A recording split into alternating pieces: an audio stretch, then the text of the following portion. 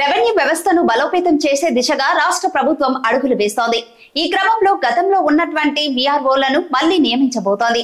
అయితే ఈ విఆర్ఓలను ఇప్పుడు జేఆర్ఓ అంటే జూనియర్ రెవెన్యూ ఆఫీసర్లుగా పేరు మార్పు చేయనున్నట్టు సమాచారం.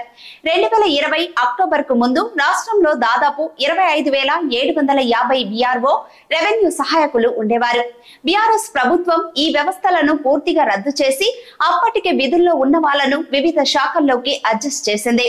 అయితే గ్రామ స్థాయిలో చాలా సమస్యలు ఉత్పన్నం అవుతున్నాయని ప్రభుత్వ దృష్టికి రావటంతో తిరిగి వీరందరినీ విఆర్ఓలుగా నియమించాలని నిర్ణయించింది. రాష్ట్రంలో 10,954 గ్రామ పంచాయతీలు ఉండగా డిగ్రీ ఉత్తీర్ణులైన వారిని ఈ పోస్టుల్లోకి తీసుకోవాలని భూ పరిపాలన ప్రధాన కమిషనర్ కు ఇప్పటికే సమాచారం అందినట్టు తెలుస్తోంది. ఇదే జరిగితే ఇప్పుడు తీవ్ర పనిభారం మోస్తున్న పంచాయతీ సెక్రటరీలకు కాస్త ఉపశమనం లభించినట్టు కూడా ఉంటుంది.